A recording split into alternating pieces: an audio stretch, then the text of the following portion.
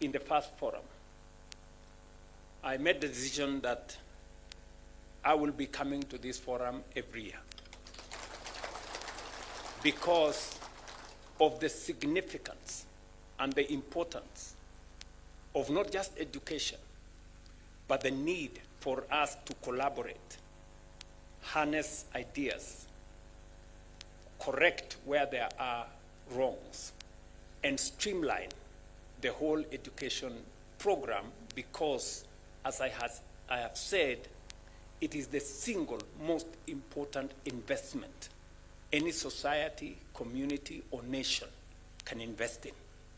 And that is the reason why close to 30% of our national budget is spent on education, not as a cost, but as an investment.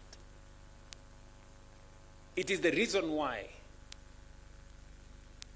we have progressively enhanced the budget in this sector from approximately 500 billion in 2022 to 702 billion in this financial year and 767 billion in the coming financial year.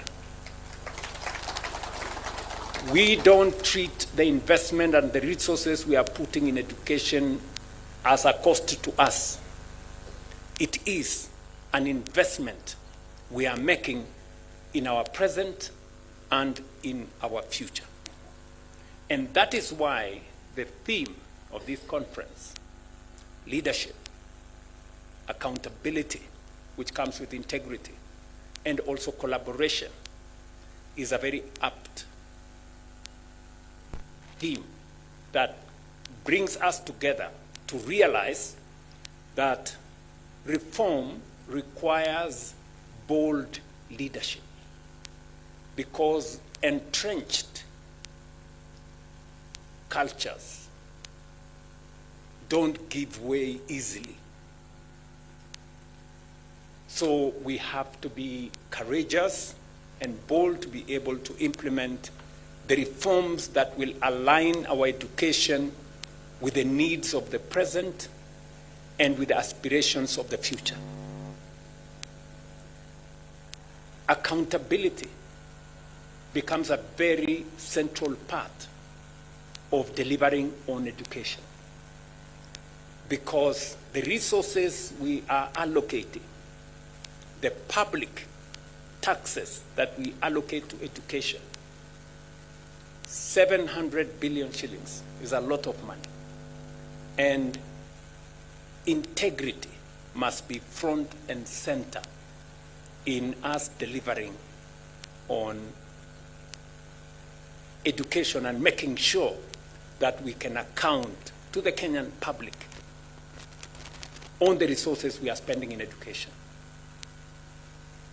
I have been in this space for a while, both as a member of parliament and subsequently as a minister for higher education. And I know full well how important and how impactful delivery on education can be to not just our learners, but to our society in general. It is the reason why I instructed the Ministry of Education to do a proper audit and to take the next step and digitize education data. You know, you will be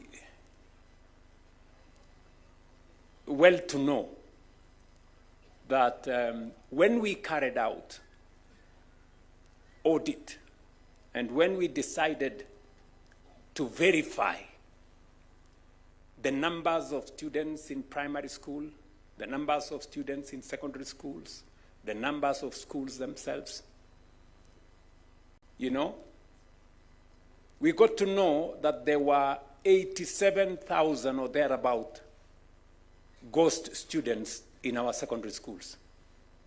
Students we were paying capitation for, yet they didn't exist. We had 800,000 pupils in primary school, government paying close to $1.2 billion every year for learners that did not exist. We had schools registered, close to 200 schools that did not exist. We are asking some very difficult questions to some of our head teachers and to some of our leaders in education at the county level. Because accountability, integrity is central to us making sure that all our resources are used properly. You will also want to know that because of this, we are now moving to the next step. And I have instructed the Ministry of Education that in the next 2 months, we're going to be working with CONSA Technopolis to make sure that we digitize all the education details of every learner, every school, teachers, bursaries, and everything else, so that we can make sure that through technology, deployment of technology, using digital data, we can easily check on whether we have the right number of students, whether we have the right number of teachers, where we have gaps, and what we need to do. And progressively, we have seen what technology has done. I will give you an example.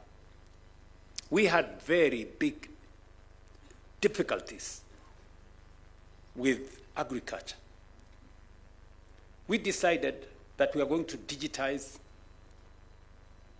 all our farmers. We are going to collect data on all our farmers. We had tried it before for a very long time, almost 10, 15 years. We only registered 300,000 farmers. But we did a national exercise, rolled out a whole of government approach. Today, we have 7.2 million registered farmers. We know how many sugarcane farmers, how many coffee farmers, how many tea farmers, how many